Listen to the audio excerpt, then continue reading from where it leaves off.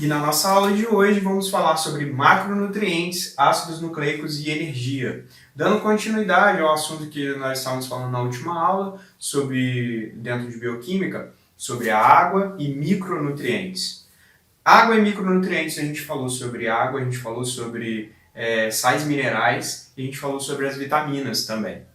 Então hoje a nossa aula é dedicada a macronutrientes. O que seriam esses macronutrientes? A gente tem as proteínas, a gente tem os carboidratos e os lipídios. A gente também vai falar um pouquinho sobre ácidos nucleicos e também sobre energia. Então aqui a gente pode ver, nesse início do slide, nós temos umas proteínas, uma foto de uma proteína, e a gente tem também uma estrutura do DNA, ou seja, um pouquinho sobre o que a gente vai falar.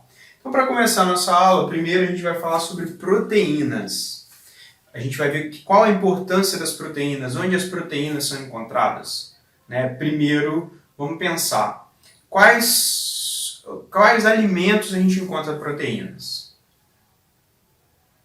Vocês podem pensar aí, eu tenho certeza que alguém vai responder. Nas carnes, exatamente, carnes são fontes de proteína.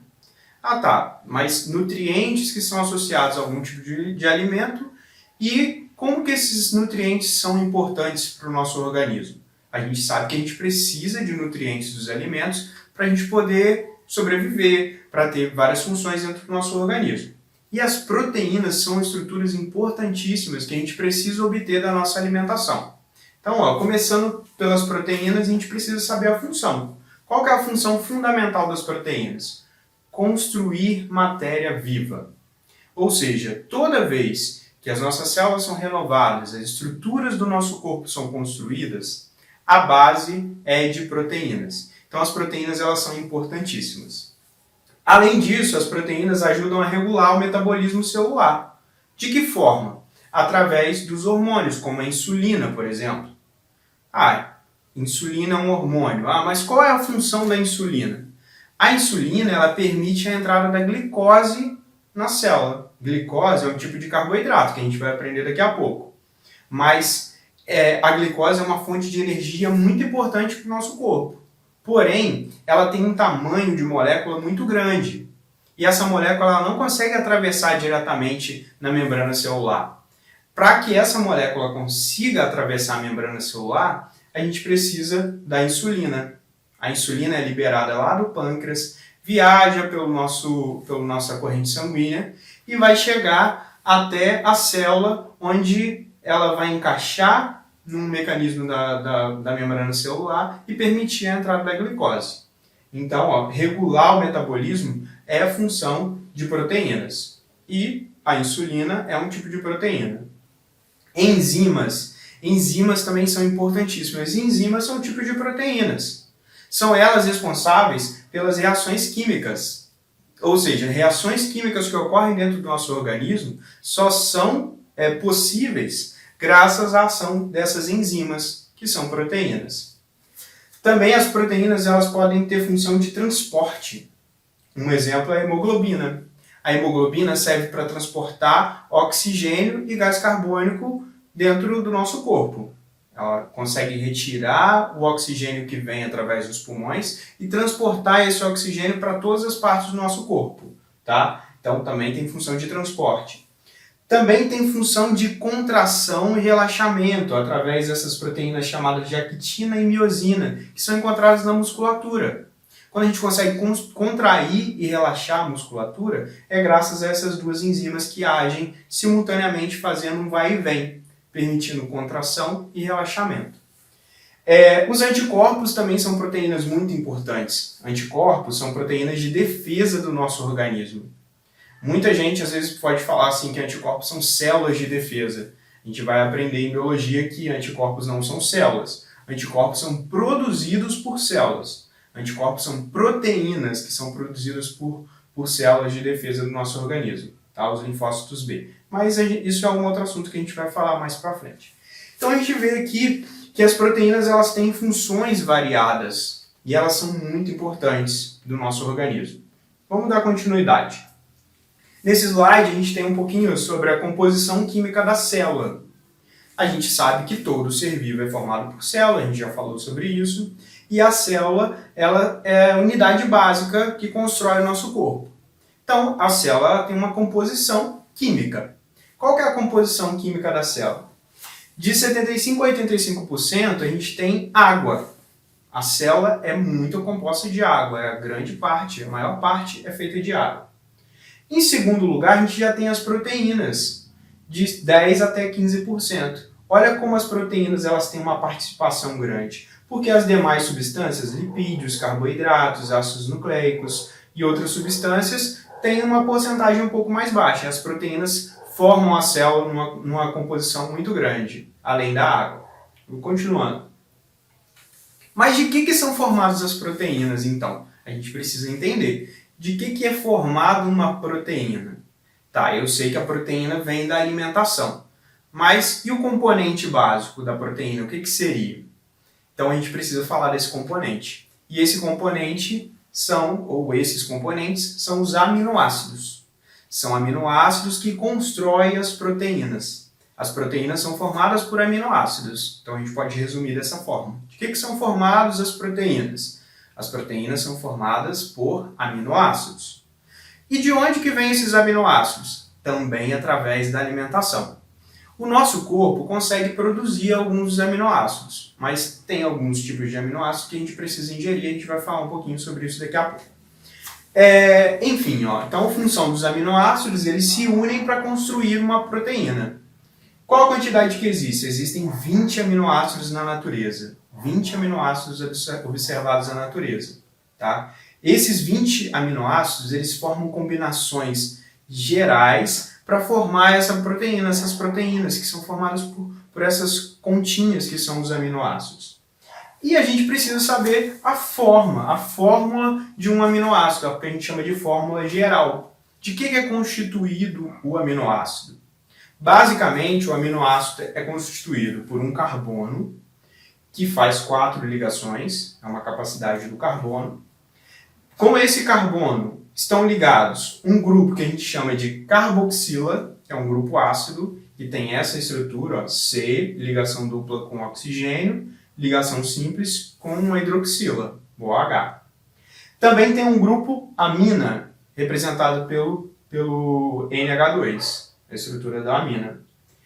Um hidrogênio, que é fixo, e um radical, que é a parte variável, por isso que ele está destacado aqui. Um aminoácido ele vai se diferenciar do outro por esse radical. A gente vai ver daqui a pouco que todo aminoácido tem essa estrutura básica. Carbono, carboxila, amina e hidrogênio. O radical é que vai variar de um aminoácido para o outro. Então vamos ver. Eu trouxe para vocês aqui 4 exemplos de aminoácidos. Então a gente tem a glicina, a gente tem a alanina, temos também ácido aspartico e ácido glutâmico. 4 tipos de aminoácidos principais. E para a gente entender a estrutura, olha, a gente pode destacar aqui a estrutura básica e circuladinho, tracejado, a gente tem um radical. São os radicais que mudam de um aminoácido para o outro. Então, carbono, hidrogênio, amina, carboxila. Carbono, hidrogênio, amina, carboxila. A mesma coisa ali e a mesma coisa aqui. O que está mudando? O radical, de um para o outro. Na glicina, a gente tem um radical, H. Já no ácido aspartico, a gente tem um radical C, ligação com hidrogênio, outro hidrogênio e uma carboxila do lado de cá. Na alanina, a gente tem um H3C, ou CH3, e no ácido glutâmico, um radical um pouco maior. Então é isso que a gente precisa entender. O aminoácido ele tem uma estrutura básica e tem um radical.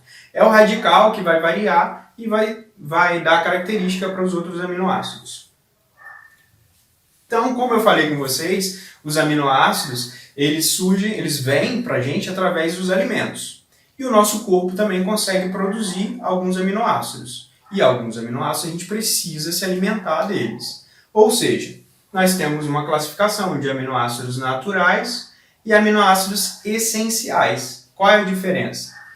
Os aminoácidos naturais, o nosso organismo ele é capaz de produzir. O nosso organismo ele consegue produzir os aminoácidos naturais. Já os essenciais, o nosso organismo não tem essa capacidade. Então a gente precisa ingerir através dos alimentos. Então, naturais, o organismo consegue produzir, essenciais, a gente deve ingerir na alimentação. Nesse quadro, eu trouxe a classificação para vocês. Exemplos de aminoácidos naturais: glicina, alanina, serina, cisteína. E aminoácidos essenciais: fenilalanina, valina, triptofano, treonina, lisina, leucina. Aminoácidos que o nosso corpo consegue produzir e aminoácidos que o nosso corpo não produz e a gente precisa se alimentar para ter esses aminoácidos, para construir as proteínas. Show! Então agora eu tenho o seguinte. Então eu já sei que as proteínas elas são formadas por aminoácidos. E os aminoácidos vêm da alimentação e o meu corpo também consegue produzir. Ok. Mas e aí? Como que um aminoácido ele se conecta com outro aminoácido? Existe uma ligação que une os dois. E essa ligação ela recebe um nome. Essa ligação ela é chamada de ligação peptídica. Ou seja, a ligação de união de um aminoácido com o outro é denominada ligação peptídica. A ligação peptídica ela sempre ocorre num sentido, tá? Um sentido principal. Sempre a carboxila de um aminoácido vai se ligar à amina do outro aminoácido. Então a gente fala a carboxila de um pegando a amina do outro. Né? Um carboxila de um aminoácido pegando a amina do outro. Então a gente consegue ver através desse esqueminha, olha, da ligação peptídica. Carboxila de um aminoácido encaixando com a amina do outro. Para que essas duas estruturas elas se liguem, precisa acontecer a perda de uma molécula de água. Onde que vai acontecer essa perda? Quando a hidroxila se junta com o hidrogênio, eu tenho OH com H formando H2O. Ou seja, é o que a gente chama de uma reação de desidratação. Ocorre a perda de molécula de água. Então, quando a carboxila vai se unir na amina, ele perde uma moléculazinha de água. No esqueminha eu representei glicina se juntando com a alanina. Vai perder uma molécula de água. E vai formar o que a gente chama de dipeptídeo. Ou seja, a união de dois aminoácidos forma um dipeptídeo. E também a formação de uma moléculazinha de água. Tá? Então, essa é a ligação peptídica, é o que a gente precisa saber de mais importante. Ligação que caracteriza a união de um aminoácido no outro e também a questão de a carboxila se ligar na amina do outro aminoácido, isso também é importante. Como eu falei ali atrás sobre dipeptídeo, quando você tem a união de dois aminoácidos, a gente classifica de dipeptídeo. 3, tripeptídeo. 4, tetrapeptídeo. E quando vários aminoácidos vão se ligando, a gente chama isso de um polipeptídeo. Aí eu pergunto, um polipeptídeo já é uma proteína? Será que polipeptídeo já é uma proteína? A gente vai entender isso melhor daqui a pouquinho. O que a gente precisa saber é que polipeptídeo é a classificação de união de vários aminoácidos para formar uma proteína. Uma proteína, então, ela é formada por milhares de aminoácidos. De todos aqueles 20 aminoácidos que eu falei para vocês, vários aminoácidos vão se combinando, milhares vão formar uma proteína. Então, a gente tem mais ou menos essa estrutura. Proteínas simples, formadas por aminoácidos. Um exemplo desse tipo de proteína, a queratina. Vocês já devem ter ouvido falar nesse nome, queratina. Queratina é a proteína que forma a nossa pele, a parte externa da pele. O cabelo, chifre, unha, são formados por queratina. E a queratina, aqui representada com um fio de cabelo, um fio de cabelo com suas escamas, se a gente for puxando, aumentando até na composição, a gente vai chegar na queratina, que é essa proteína. E ela é toda enroladinha assim, formando uma estrutura espiral, que é a queratina, que é uma proteína importante. Proteínas conjugadas. O que é uma proteína conjugada? É a proteína combinada com algum outro tipo de elemento, né? Aminoácidos ligados a grupos que não são proteicos, elementos que não são proteicos. Por exemplo, a hemoglobina. Hemoglobina, como eu falei lá no início da matéria, ela é responsável por transportar oxigênio pelo sangue.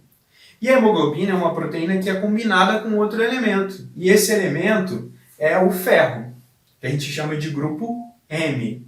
Tá? Esse grupo Heme. A gente tem o ferro, olha, na composição principal da hemoglobina, na composição central. e toda a estrutura com vários aminoácidos interligados, tá?